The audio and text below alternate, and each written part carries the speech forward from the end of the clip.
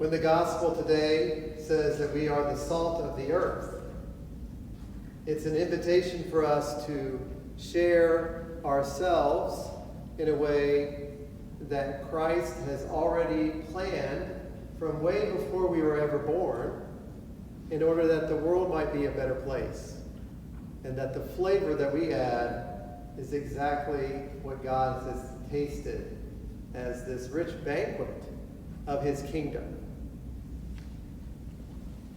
We need the intercession of the saints and the example such as St. Barnabas, who was given this same mission to share the good news, to share the light of Christ by the imposition of hands that sent him and St. Paul forth to preach to the Gentiles, to share the gospel of Christ through all the ends of the earth, not just exclusively to the Jews. How can we share how we ourselves are salt and light in places that seem to not be receptive to the gospel, perhaps even in our own families, and where we see people wanting to stay away, isolated, separated from others? This is the power of the gospel. This is the power of Jesus Christ, bringing peoples together.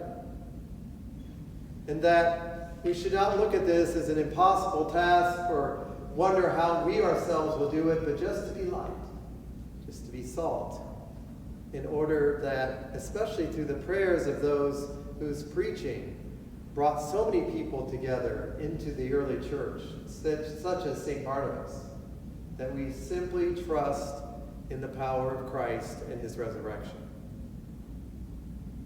That's what we celebrate in this Mass today. That's what we ask the Lord for.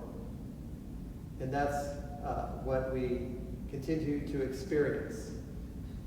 Our communion in Christ, giving us the ability to have communion with others so that they can have this unity in faith.